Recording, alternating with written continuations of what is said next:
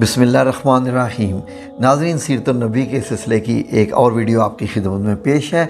पिछली किस्त में आपने जाना कि मक्कातुल मुकर्रमा के मुशरिकीन जब यहूदियों के पास गए तो यहूदियों ने उनसे 3 सवाल पूछने को कहा कि अपने नबी से जाके ये 3 सवाल पूछिए, अगर वो सच्चे हैं तो इनके जवाब दे देंगे। पहले इनसे इन नौजवानों के बारे में सवाल करो जो पिछले ज़माने में कहीं निकल गए थे, यानी असहाबे कहफ के बारे में पूछो कि उनका वाक़या क्या हुआ था। इसलिए इनका वाक़या नहायत अजीब व गरीब है। हमारी पुरानी किताबों के अलावा इस वाक़े का ज़िक्र कहीं नहीं मिलेगा। अगर वो नबी हैं तो अल्लाह ताला की तरफ से ख़बर पाकर उनके बारे में बता देंगे, वरना वो नहीं बता सकेंगे। फिर उनसे ये पूछना कि सिकंदर यानी ज़ुल्करनैन कौन था, इसका क्या किस्सा है। फिर उनसे रूह के बारे में पूछना कि वो क्या चीज़ है। अगर उन्होंने पहले दोनों सवालों का जवाब दे दिया तो इनका वाक़या बता दिया, और तीसरे यानी रूह के बारे में बता दिया तो तुम लोग समझ जाना कि वो सच्चे नबी हैं। इस सूरत में तुम उनकी पैरवी ज़रूर करना। ये लोग मक्का वाले तीनों सवालात लेकर मक्का वापस आए और कुरैश से कहा कि हम ऐसी चीज़ लेकर आए हैं कि इससे हमारे और मोहम्मद सल्लल्लाहु अलैहि वसल्लम के दरमियान फ़ैसला हो जाएगा। इसके बाद उन्होंने इन सब को तफसीलात बताईं। अब ये मुशरिकीन हजूर नबी करीम सल्लल्लाहु अलैहि वसल्लम के पास आए। उन्होंने आपसे कहा, ए मोहम्मद सल्लल्लाहु अलैहि वसल्लम, अगर आप अल्लाह के सच्चे रसूल हैं तो हमारे इन 3 सवालात के जवाब बता दें। हमारा पहला सवाल ये है कि असहाबे कहफ कौन थे। दूसरा सवाल ये है कि ज़ुल्करनैन कौन थे। तीसरा सवाल ये है कि रूह क्या है। आपने इन 3 सवालात को सुनकर फरमाया, मैं इन सवालात के जवाबात तुम्हें कल दूंगा। नबी करीम सल्लल्लाहु अलैहि वसल्लम ने इस जुमले में इंशाअल्लाह ना फरमाया, यानी ये ना कहा कि इंशाअल्लाह मैं तुम्हें कल जवाब दूंगा। कुरैश आपका जवाब सुनकर वापस चले गए। हज़रत सल्लल्लाहु अलैहि वसल्लम वही का इंतज़ार करने लगे, लेकिन वही ना आई। दूसरे दिन वो लोग आ गए, आप उन्हें कोई जवाब ना दे सके। वो लोग लगे बातें करने। उन्होंने यहाँ तक कह दिया कि सुम्मा नौज़बिल्ला, मोहम्मद के रब ने उन्हें छोड़ दिया है। इन लोगों में से अबू लहब की बीवी उम्मी जमील भी थी। उसने ये भी अल्फाज कहे, मैं देखती हूँ कि तुम्हारे मालिक ने तुम्हें छोड़ दिया है, वो तुमसे नाराज़ हो गया है। नबी अकरम सल्लल्लाहु अलैहि वसल्लम को कुरैश की ये बातें बहुत नागवार गुज़री। आप बहुत परेशान हो गए, गमगीन हो गए। आखिर हज़रत जिब्राईल अलैहिस्सलाम सूरह कहफ लेकर नाज़िल हुए। अल्लाह ताला की तरफ से आपको हिदायत की, और आप किसी काम की निस्बत यूँ ना कहिए कि मैं कल कर दूँगा, मगर अल्लाह के चाहने को मिला लिया कीजिए, यानी इंशाअल्लाह कहा कीजिए। अगर आप भूल जाएं तो अपने रब का ज़िक्र किया कीजिए और कह दीजिए कि मुझे उम्मीद है मेरा रब मुझे नबूवत की दलील बनने के एतबार से इससे भी ज़्यादा नज़दीक तरीन बात बता देगा। सूरह अल कहफ। मतलब ये था कि जब आप ये कहें कि आइंदा फ़लाँ वक्त मैं ये काम करूँगा, तो उसके साथ इंशाअल्लाह ज़रूर कहा करें। अगर आप इस वक्त अपनी बात के साथ इंशाअल्लाह मिलाना भूल जाएं और बाद में याद आ जाए तो इस वक्त इंशाअल्लाह कह दिया करें, इसलिए कि भूल जाने के बाद याद आने पर वो इंशाअल्लाह कह देना भी ऐसे ही है जैसे गुफ्तगू के साथ कह देना। इस मौका पर वही में देर इसी बिना पर हुई थी कि आपने इंशाअल्लाह नहीं कहा था। जब हज़रत जिब्राईल अलैहिस्सलाम सूरह कहफ लेकर आए तो आपने इनसे पूछा था, जिब्राईल अलैहिस्सलाम, तुम इतनी मुद्दत मेरे पास आने से रुके रहे, इससे तशवीश पैदा होने लगी थी।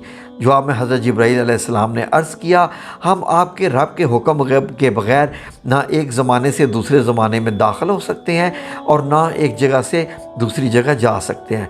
हम तो सिर्फ़ उसके हुक्म पर अमल करते हैं। और ये जो कुफ़ार कह रहे हैं आपके रब ने आपको छोड़ दिया है, तो आपके रब ने आपको हरगिज़ नहीं छोड़ा, बल्कि ये सब उसकी हिकमत के मुताबिक हुआ है।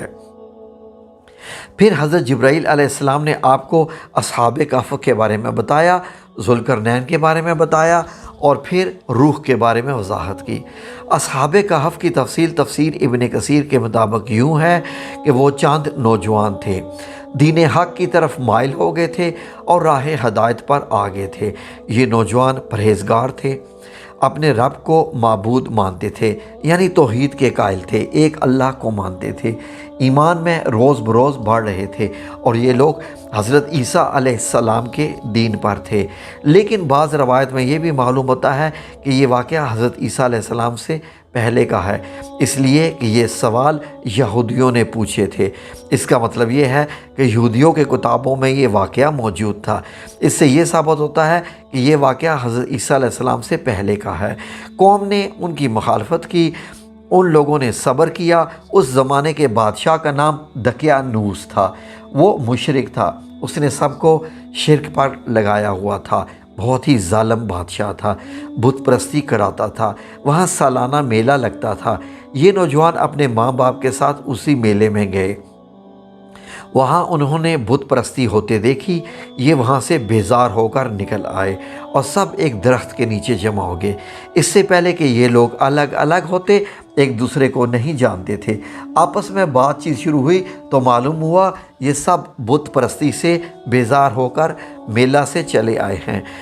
اب یہ آپس میں گھل مل گئے، انہوں نے اللہ کی عبادت کے لیے ایک جگہ مقرر کر لی۔ رفتہ رفتہ مشرک قوم کو ان کے بارے میں پتہ چل گیا، وہ انہیں پکڑ کر بادشاہ کے پاس لے گئے۔ بادشاہ نے ان سے سوالات کیے، انہوں نے نہایت دلیری سے شرک سے بری ہونے کا اعلان کیا۔ بادشاہ اور درباریوں کو بھی توحید کی دعوت دے دی۔ انہوں نے صاف کہہ دیا، ہمارا رب وہی ہے جو آسمان اور زمین کا خالق ہے، اور یہ ناممکن ہے کہ ہم اس کے سوا کسی اور کی عبادت کریں۔ ان کی اس صاف گوئی پر بادشاہ بگڑا، اس نے انہیں ڈرایا، دھمکایا اور کہا کہ اگر یہ باز نہ آئے تو میں انہیں سخت سزا دوں گا۔ بادشاہ کا حکم سن کر ان میں کوئی کمزوری پیدا نہ ہوئی، ان کے دل اور مضبوط ہو گئے، لیکن ساتھ ہی انہوں نے محسوس کر لیا کہ یہاں رہ کر وہ اپنی دینداری پر قائم نہیں رہ سکیں گے، اس لیے انہوں نے سب کو چھوڑ کر وہاں سے نکلنے کا ارادہ کر دیا۔ جب یہ لوگ اپنے دین کو بچانے کے لیے قربانی دینے پر تیار ہو گئے تو ان پر اللہ تعالیٰ کی رحمت نازل ہوئی۔ ان سے فرما دیا گیا کہ جاؤ تم کسی غار میں پناہ حاصل کرو، تم پر رب کی طرف سے رحمت ہوگی اور وہ تمہارے کام میں آسانی اور راحت فرما دے گا۔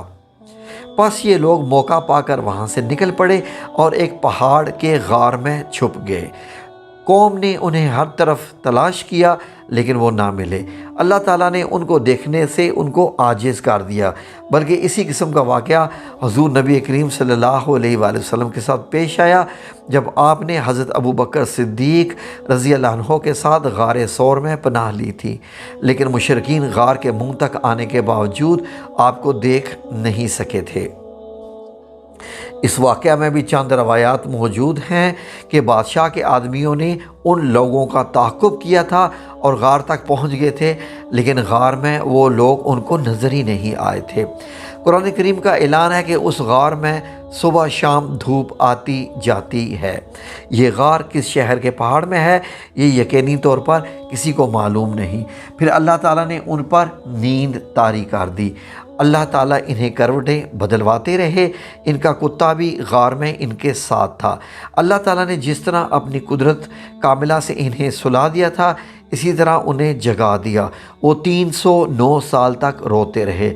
اب 309 سال بعد جاگے تو بالکل ویسے ہی تھے جیسے وہ کل ہی سوئے تھے۔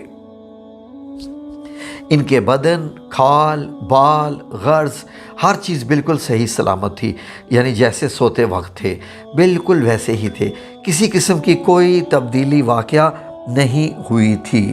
وہ آپس میں کہنے لگے، کیوں بھائی ہم کتنی دیر تک سوتے رہے؟ ایک نے جواب دیا، ایک دن یا اس سے بھی کم۔ یہ بات اس نے اس لیے کہی تھی کہ وہ صبح کے وقت سوئے تھے اور جب جاگے تو شام کا وقت تھا، اس لیے انہوں نے یہی خیال کیا کہ وہ ایک دن یا اس سے کم سوئے ہیں۔ پھر ایک نے یہ کہہ کر بات ختم کر دی، اس کا درست علم تو اللہ ہی کو ہے۔ اب انہیں شدید بھوک و پیاس کا احساس ہوا، انہوں نے سوچا بازار سے کھانا منگوانا چاہیے۔ بس ان کے پاس سے ان میں سے کچھ وہ اللہ کے راستے میں خرچ کر چکے تھے، ان کے پاس جو بھی باقی تھا۔ ایک نے کہا ہم میں سے کوئی پیسے لے کے بازار چلا جائے اور کھانے کی پاکیزہ اور عمدہ چیز لے آئے، اور جاتے ہوئے آتے ہوئے اس بات کا خیال رکھے کہ کہیں لوگوں کی نظر ان پر نہ پڑ جائے۔ سوتا خریدتے وقت بھی، یعنی جب پرچیزنگ کر رہا ہو، خریداری کر رہا ہو، تو ہوشیاری سے کام لے، کسی کی نظروں میں نہ آئے۔ اگر انہیں ہمارے بارے میں معلوم ہو گیا تو پھر ہماری خیر نہیں، دقیانوس کے آدمی ابھی تک ہمیں تلاش کرتے پھر رہے ہوں گے۔ چنانچہ ان میں سے ایک غار میں سے نکلا، اسے سارا نقشہ ہی بدلا نظر آیا۔ اب اسے کچھ معلوم تھا کہ وہ 100 سال تک سوتے رہے۔ اس نے دیکھا کوئی چیز اپنی جیسی پہلی جگہ پر نہیں ہے۔ شہر میں سے اسے کوئی بھی جانا پہچانا نظر نہ آیا۔ وہ حیران تھا، پریشان تھا، ڈرے ڈرے انداز میں آگے بڑھ رہا تھا۔ اس کا دماغ چکرا رہا تھا۔ وہ سوچ رہا تھا کل شام تک تو ہم اس شہر کو چھوڑ کے گئے تھے، پھر یہ اچانک کیا ہو گیا؟ جب زیادہ پریشان ہوا تو اس نے اپنے دل میں فیصلہ کیا مجھے جلد از جلد سودا لے کر اپنے ساتھیوں کے پاس پہنچ جانا چاہیے۔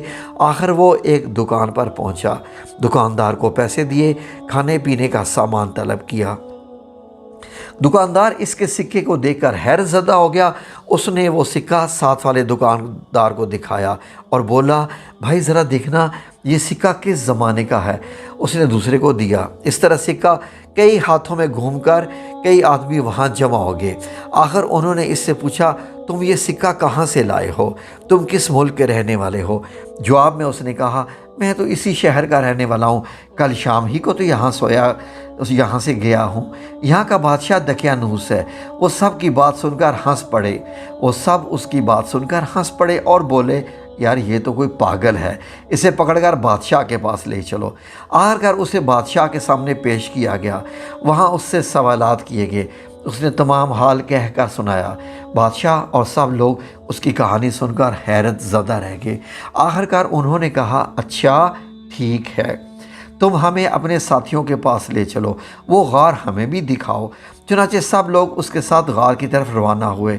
ان نوجوانوں میں سے ملے، انہیں بتایا کہ دقیانوس کی بادشاہت کو ختم ہوئے 3 صدیاں بیت چکی ہیں اور اب یہاں اللہ کے نیک بندوں کی حکومت ہے۔ بہرحال ان نوجوانوں نے اپنی بقیہ زندگی اسی غار میں گزاری، وہیں وفات پائی، اور بعد میں لوگوں نے ان کے اعزاز میں اس طور پر پہاڑ کی بلندی پر ایک مسجد تعمیر کی تھی۔ ایک روایت یہ بھی ہے کہ جب شہر جانے والا پہلا نوجوان لوگوں کو لے کر غار کے قریب پہنچا تو اس نے کہا تم لوگ یہیں ٹھہرو، میں جا کر انہیں خبر کر دوں۔ اب یہ لوگ ان سے الگ ہو کر غار میں داخل ہو گیا۔ ساتھ ہی اللہ تعالیٰ نے اس پر پھر نیند طاری کر دی۔ بادشاہ اور اس کے ساتھی اسے تلاش کرتے رہ گئے، وہ نہ ملا اور نہ ہی وہ غار انہیں نظر آیا۔ اللہ تعالیٰ نے ان کی نظروں کو غار کو پھر سے چھپا دیا۔ ان کے بارے میں لوگ خیال کرتے رہے کہ وہ 7 تھے یا 8 تھے، 8واں ان کا کتا تھا، یا وہ 9 تھے یا 10واں ان کا کتا تھا۔ بہرحال ان کی گنتی کا صحیح علم اللہ ہی کو ہے۔ اللہ تعالیٰ نے اپنے نبی صلی اللہ علیہ وآلہ وسلم سے ارشاد فرمایا ان کے بارے میں زیادہ بحث نہ کریں اور نہ ان کے بارے میں کسی سے دریافت کریں، کیونکہ ان کے بارے میں لوگ اپنی طرف سے باتیں کرتے ہیں، کوئی صحیح دلیل ان کے پاس نہیں ہے۔ مشرکین کا دوسرا سوال تھا کہ ذوالقرنین کون تھا؟ ذوالقرنین کے بارے میں تفصیل یوں ملتی ہے کہ ذوالقرنین ایک نیک، خدا رسیدہ اور زبردست بادشاہ تھا۔ انہوں نے 3 بڑی مہمات سر کی۔ پہلی مہم میں وہ اس مقام تک پہنچے جہاں سورج غروب ہوتا ہے۔ یہاں انہیں ایک ایسی قوم ملی جس کے بارے میں اللہ نے انہیں اختیار دیا کہ وہ چاہیں تو اس قوم کو سزا دیں، چاہیں تو ان کے ساتھ نیک سلوک کریں۔ ذوالقرنین نے کہا جو شخص ظالم ہے ہم اسے سزا دیں گے اور مرنے کے بعد اللہ تعالیٰ بھی اسے سزا دیں گے، البتہ مومن بندے کو نیک بدلہ ملے گا۔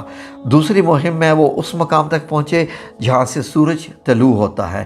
وہاں انہیں ایسے لوگ ملے جن کے مکانات کوئی چھت وغیرہ نہیں تھی۔ تیسری مہم میں وہ 2 گھاٹیوں کے درمیان پہنچے۔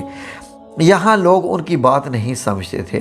انہوں نے اشاروں میں یا ترجمان کے ذریعے یاجوج ماجوج کی تباہ کاریوں کا شکوہ کرتے ہوئے ان سے درخواست کی کہ وہ ان کے اور یاجوج ماجوج کے درمیان بند بنا دیں۔ ज़ुल्करनैन ने लोहे की चादरें मंगवाईं, फिर उनसे एक दीवार बनवाई, उसमें तांबा पिघला कर डाला गया। इस काम के होने पर ज़ुल्करनैन ने कहा था, ये अल्लाह का फ़ज़ल है कि मुझसे इतना बड़ा काम हो गया। क़यामत के करीब याजूज माजूज इस दीवार को तोड़ने में कामयाब हो जाएंगे।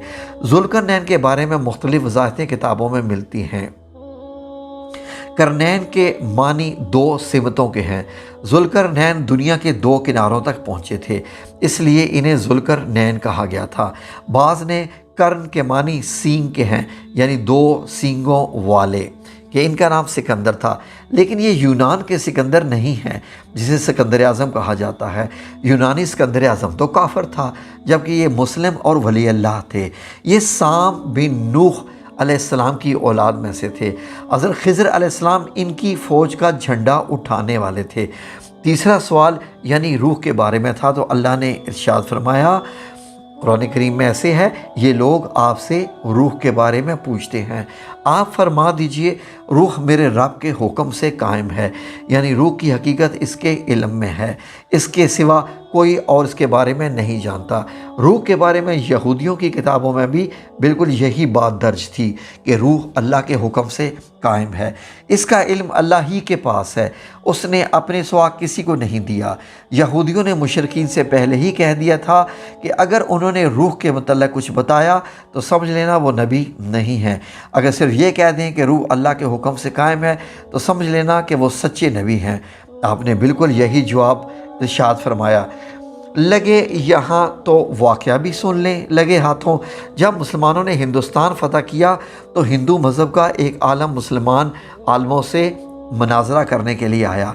उसने मुतालबा किया, मेरे मुकाबले में किसी आलम के भेजो। उस लोगों ने इमाम रुकनुद्दीन की तरफ इशारा किया। बाकी इंशाअल्लाह अगली किस्त में अल्लाह आपको सीरत नबी सुनने की, नबी करीम सल्लल्लाहु अलैहि वसल्लम से मोहब्बत करने की तौफीक अता फ़रमाए। आमीन या रब्बुल आलमीन।